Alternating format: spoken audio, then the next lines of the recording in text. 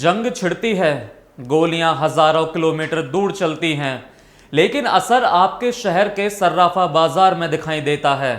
Iran में तनाव बढ़ता है, अमेरिका सेना भेजता है, तेल महंगा होता है और भारत में सोने का भाव अचानक आसमान छूने लगता है।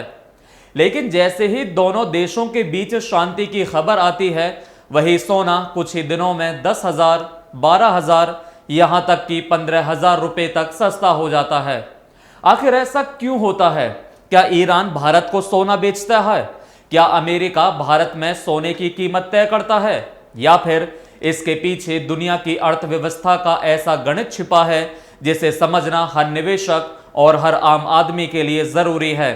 आज इस वीडियो में हम बिल्कुल आसान भाषा में समझेंगे कि आखिर जंग होने पर सोना क्यों चमकने लगता है और शांति आते ही उसके दाम क्यों फिसल जाते हैं। नमस्कार, मेरा नाम है राज माहौर, आप देख रहे हैं न्यूज वॉच इंडिया। अगर आपने पिछले कुछ वर्षों में गोल्ड की कीमतों पर नजर रखी होगी तो एक दिलचस्प पैटर्न जरूर देखा होगा।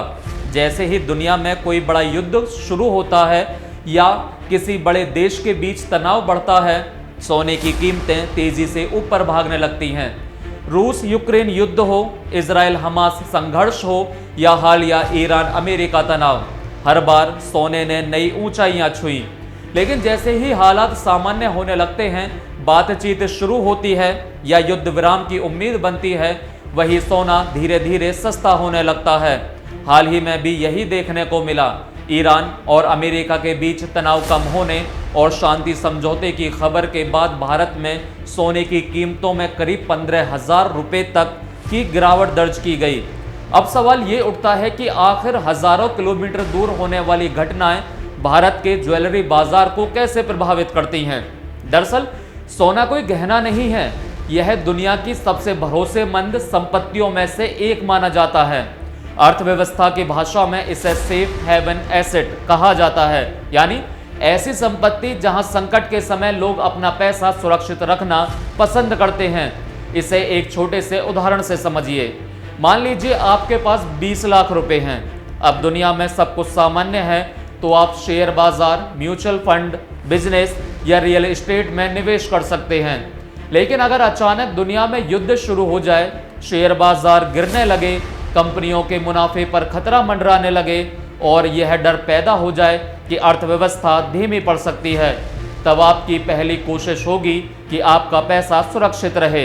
यही सोच दुनिया भर के बड़े निवेशकों को भी होती है। वे जोखिम वाले निवेश से पैसा निकाल कर सोने में लगाने लगते हैं। जब लाखों निवेशक एक साथ सोना खरीदते हैं तो उसकी मांग बढ़ जाती है और अर्थशास्त्र का सबसे आसान नियम कहता है, मांग बढ़ेगी तो कीमत भी बढ़ेगी। युद्ध का असर सिर्फ निवेशकों की मानसिकता तक सीमित नहीं रहता, इसका सबसे बड़ा असर कच्चे तेल पर भी पड़ता है। पश्चिमी एशिया दुनिया के सबसे बड़े तेल उत्पादक क्षेत्रों में शामिल है। ईरान भी इस क्षेत्र का एक महत्वपूर्ण देश है। जब यहाँ तनाव बढ़ता है तो पूरी दुनिया को डर सताने लगता है कि कहीं तेल की सप्लाई बाधित ना हो जाए। जैसे ही यह आशंका पैदा होती है, अंतर्राष्ट्रीय बाजार में कच्चे तेल के दाम बढ़ने लगते हैं। भारत अपनी ज़रूरत का लगभग 85% कच्चा तेल विदेशों से आयात करता है, इसलिए तेल महंगा होने का सीधा असर भारत की अर्थव्यवस्था पर पड़ता है। सरकार और तेल कंपनियों को ज़्यादा डॉलर खर्च करने पड़ते हैं, इससे डॉलर की मांग बढ़ती है और रुपए पर दबाव आता है। यहीं से शुरू होता है सोने की कीमतों का दूसरा बड़ा खेल। दुनिया में सोना डॉलर में खरीदा और बेचा जाता है। अगर डॉलर मजबूत हो जाए और रुपया कमज़ोर पड़ जाए तो भारत को वही सोना खरीदने के लिए पहले से ज़्यादा रुपए चुकाने पड़ेंगे। यानी भले ही अंतर्राष्ट्रीय बाजार में सोने की कीमत स्थिर हो, फिर भी भारत में सोना महंगा हो जाता है। यही वजह है कि कई बार लोग कहते हैं कि सोना तो विदेश में ज़्यादा नहीं बढ़ा, फिर भारत में इतना महंगा क्यों हो गया। इसका जवाब डॉलर और रुपए के इस समीकरण में छिपा होता है। युद्ध का एक और बड़ा असर महंगाई पर पड़ता है। तेल महंगा होगा तो ट्रांसपोर्ट महंगा होगा, ट्रांसपोर्ट महंगा होगा तो सामान महंगा होगा, फैक्ट्री की लागत बढ़ेगी, बिजली और ईंधन महंगे होंगे, यानी रोजमर्रा की जिंदगी पर असर पड़ेगा। जब लोगों को लगता है कि आने वाले समय में महंगाई बढ़ने वाली है, तब वे नगद पैसे की बजाय सोने जैसी संपत्ति खरीदना पसंद करते हैं। इसलिए अर्थशास्त्री सोने को महंगाई से बचाव का हथियार भी कहते हैं। अब बात करते हैं ईरान की। बहुत से लोगों को लगता है कि भारत ईरान से बड़ी मात्रा में सोना खरीदता है, इसलिए वहां तनाव होने से यहां सोना महंगा हो जाता है। लेकिन यह पूरी तरह सही नहीं है। भारत अपना अधिकांश सोना ईरान से नहीं खरीदता। असल रिश्ता तेल, डॉलर और वैश्विक बाजार के जरिए बनता है। ईरान में तनाव बढ़ता है, तेल महंगा होता है, डॉलर मजबूत होता है, रुपया कमजोर होता है और अंततः भारत में सोने की कीमतें बढ़ जाती हैं। यानी ईरान भारत के सोने का सप्लायर नहीं बल्कि वैश्विक आर्थिक चेन की एक अहम कड़ी है। सोने की कीमतों को प्रभावित करने वाला एक और बड़ा कारण है अमेरिका का केंद्रीय बैंक यानी फेडरल रिजर्व। अगर अमेरिका में ब्याज दरें बढ़ती हैं तो निवेशकों को बैंक और सरकारी बॉन्ड में अच्छा रिटर्न मिलने लगता है। ऐसे में कुछ निवेशक सोने से पैसा निकाल कर ब्याज देने वाले निवेश की ओर चले जाते हैं।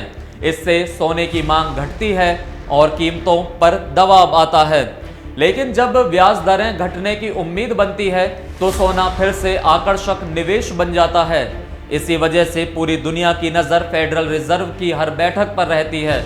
दुनिया के केंद्रीय बैंक भी अब पहले की तुलना में ज़्यादा सोना खरीद रहे हैं। कई देश अपने विदेशी मुद्रा भंडार में डॉलर पर निर्भरता कम करने के लिए सोने में हिस्सेदारी बढ़ा रहे हैं। जब केंद्रीय बैंक बड़ी मात्रा में सोना खरीदते हैं तो वैश्विक मांग बढ़ती है और कीमतों को मजबूती मिलने लगती है। भारत की अपनी कहानी भी अलग है। यहाँ सोना सिर्फ निवेश नहीं बल्कि संस्कृति का हिस्सा है।